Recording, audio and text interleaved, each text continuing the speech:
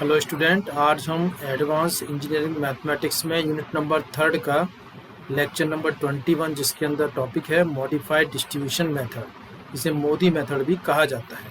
इसको हम डिस्कस करेंगे। द मॉडिफाइड डिस्ट्रीब्यूशन मेथड और Modi method is an efficient method of checking the optimality of initial feasible solution. अब तो हमने जो 3 मेथड डिस्कस किए थे इससे पहले लेक्चर्स में, least cost method, then north west corner rule और बोगल अप्रोक्सीमेशन मेथड। इन तीनों मेथड से केवल हम इनिशियल बीएफएस निकालते थे। यदि हमें इम्प्रूव बीएफएस निकालना है तो इसके लिए हमें मोदी मेथड का यूज़ किया जाता है। The concept of Modi can be further comprehensive through the illustration given below. इसमें के एग्जाम्पल से इस मेथड को हम क्लियर कर सकते हैं। Initial basic feasible solution is given below. आपको यदि बोगल का यूज़ किया है आपने या फिर कोई भी तीनों मेथड कोई में से एक मेथड यूज़ किया है, उससे हमारे पास इनिशियल फीजिबल सॉल्यूशन आ चुका है इस टेबल में, जिससे हम टोटल कॉस्ट भी निकाल दी हमने 730। और ऑप्टिमलिटी चेक करते हैं, m + n - 1, 3 + 3 - 1 = 5 आ रहा है इसमें, यानी 1 2 3 4 5 सेल इसमें यूज हो रहे हैं। इसके बाद आगे जो ऑप्टिमल सॉल्यूशन निकालना है उसके लिए आगे जो फर्स्ट जो स्टेप होता है वो यही होता है कि हमें इनिशियल बेसिक फीजिबल सॉल्यूशन निकालना होता है, initial BFS bye previous discussed 3 methods.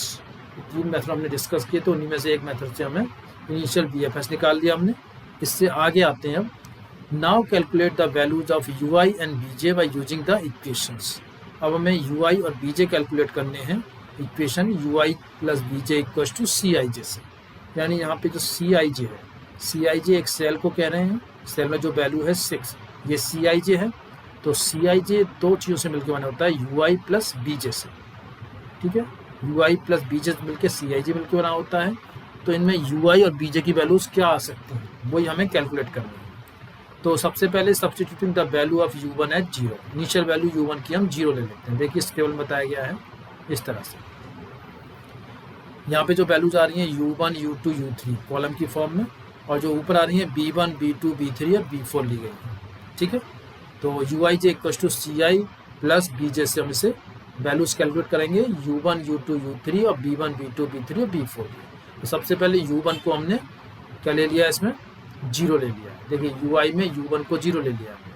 ठीक है, इसके बाद u1 यदि 0 हो गया तो इसके अकॉर्डिंग b1 को चेक करेंगे। b1 में यहाँ पे a में कितना है, वैल्यू 6 है। इसका मतलब इस वाली रो को लिया, इस वाले कॉलम को लिया, तो यहाँ पे 6 वैल्यू आ रही है। तो ये सेटिस्फाई कब होगा, 0 + 6 = 6। तो bj यानी b1 की वैल्यू क्या आ जाएगी, यहाँ पे 6 आ जाएगी। इस तरह से यहाँ पे u1 की वैल्यू 0 और b1 की वैल्यू 6 आ गई। यहाँ तक क्लियर है ये। यानी इसमें क्या किया हमने, सबसे स्टार्टिंग में u1 की वैल्यू 0 ली है। अब दोनों यहाँ पे ये रो और ये कॉलम दोनों पे इंटरसेक्ट करें 6 पे, तो इसके लिए यदि 0 है u1 की तो b1 की क्या होगी, 6 होगी। इसके बाद इसी वैल्यू का यूज़ करते हुए आगे चलते हैं। अब हम लेते हैं number u2 u3 other values लेंगे इसमें।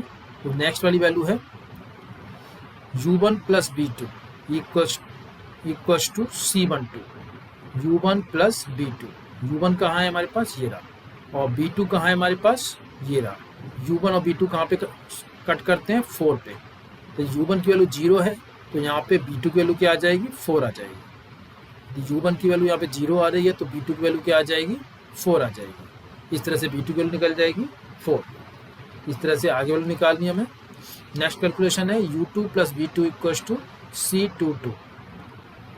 तो u2 + b2, b2 ये है और u2 ये है, दोनों कहाँ पे कट कर रहे हैं, यहाँ पे 8 पे कट कर रहे हैं। ठीक है, तो हमारे पास b2 की वैल्यू ऑलरेडी निकल चुकी है 4, तो u2 कितना आ जाएगा, 8 - 4 4, तो टोटल वैल्यू 4 हो रही है। यदि ऑलरेडी हमारे पास b2 तो 4 है, यदि इसमें 8 में से 4 माइनस करेंगे तो u2 वैल्यू आ जाएगी जो 4 होगी, बिकॉज u2 + b2 = c22 आ रहा है। तो c22 में जो 4 है वो u2 + b2 दोनों से मिलके है। यदि b2 की वैल्यू 4 है तो u2 की वैल्यू भी 4 होगी। नेक्स्ट कैलकुलेशन है u3 + b2 = c32, u3 + b2, u3 + b2 ये रहा। यहाँ पे कट कर रहे हैं, इस वाले 4 सेल पे कट कर रहे हैं। तो हमारे पास B2 की वैल्यू ऑलरेडी 4 है ही, तो U3 की वैल्यू क्या आ जाएगी, 0 आ जाएगी, क्योंकि 4 + 0 किसके इक्वल होगा, 4 के इक्वल होगा। इस तरह से U3 निकल गया, U2 निकल गया, U1 निकल गया, B1 निकल गया, B2 निकल गया। हमारे पास क्या बचा, B3। तो B3 निकालने के लिए फिर से प्रोसीजर यूज़ करते हैं, वो आप इससे निकाल सकते हैं, इसे हम इस वाली सेल से। हमें केवल ये ध्यान रखना है कि जिन सेल्स में एलोकेशन हो रहा है उन्हीं सेल को हमें U1 और UI और BJ की वैल्यू निकालने के लिए यूज़ करना है। एलोकेटेड सेल कहते हैं इनको हम, जिनमें जैसे 20, 30, 40 एलोकेशन कर रखे हैं, इन्हीं सेल को हमें यूज़ करना है किसके लिए, UI और BJ की वैल्यू निकालने के लिए। जैसे हमने यहाँ पे 6 लिया था, तो इस तरह से यहाँ पे 4 लिया है, जैसे यहाँ पे एलोकेटेड क्या है, 2 है, तो यहाँ पे U3 की वैल्यू 2 और B3 की वैल्यू 2, दोनों मिलके 2 हो रही है, तो U3 ऑलरेडी 0 है, तो B3 कितना हो जाएगा, 2 हो जाएगा। इस तरह से UI और BJ की वैल्यू हम निकाल सकते हैं, यानी CIJ = UI + BJ वाले फॉर्मूले से। केवल एलोकेटेड सेल से ही निकाला जाता है, अदर सेल का जिसमें यूज नहीं किया जाता है। एलोकेटेड सेल जिसमें हमने वैल्यू उसमें डाली है, उन्हीं सेल से हमें इन UI और BJ की वैल्यू हम निकालते हैं। तो इस तरह से ये UI और BJ की वैल्यू निकल गई। नेक्स्ट स्टेप है, next step is to calculate the opportunity cost of the unoccupied cell, AF, BD, PF, CI using the following formula। अब तक जो हमने यूज़ किया था वो हम क्या यूज़ कर रहे थे, केवल ऑक्यूपाइड सेल ले रहे थे। अब हम जाते हैं अनऑक्यूपाइड सेल पे, जैसे कि ये वाली सेल है 1, 3, 7, 4, ये सभी सेल क्या हैं, अनऑक्यूपाइड है, 4 सेल। तो इनका यूज़ करके हम क्या निकालेंगे, हम वैल्यू निकालेंगे इन सेल में।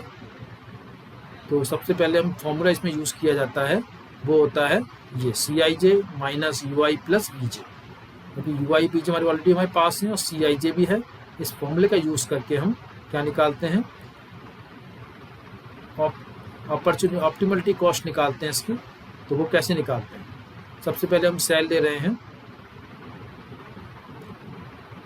AF, A और F कहाँ मिल रहे हैं, ये रहा।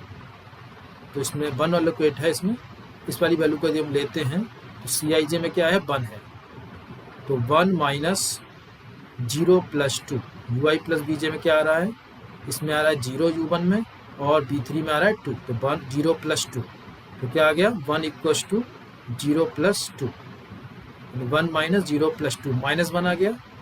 ठीक है, इस तरह से हम निकालेंगे दूसरी सेल के लिए, BD के लिए।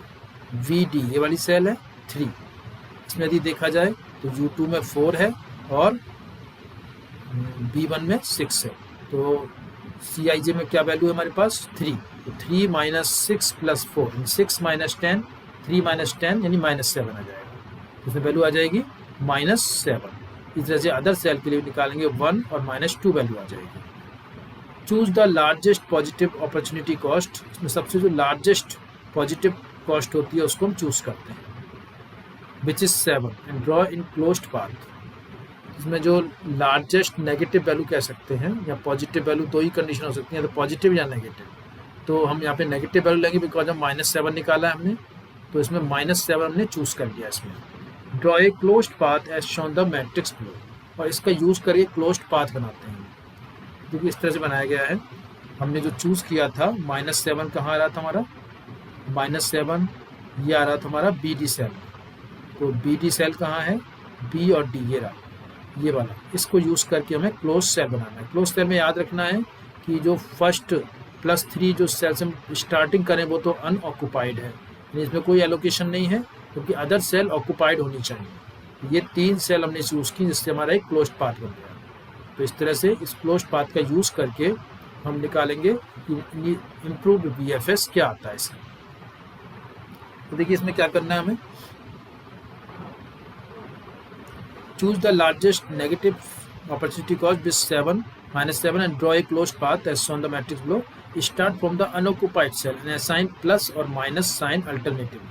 अब हमें अल्टरनेटिवली प्लस और माइनस साइन लगाने हैं। जैसे +3 है, यहाँ पे -6 होगा, यहाँ पे +4 होगा, यहाँ पे -8 होगा, यानी यहाँ पे प्लस है तो यहाँ माइनस, और यहाँ पे माइनस, यहाँ प्लस है तो यहाँ माइनस है, तो प्लस माइनस अल्टरनेट साइन इस तरह से लिए जाते हैं।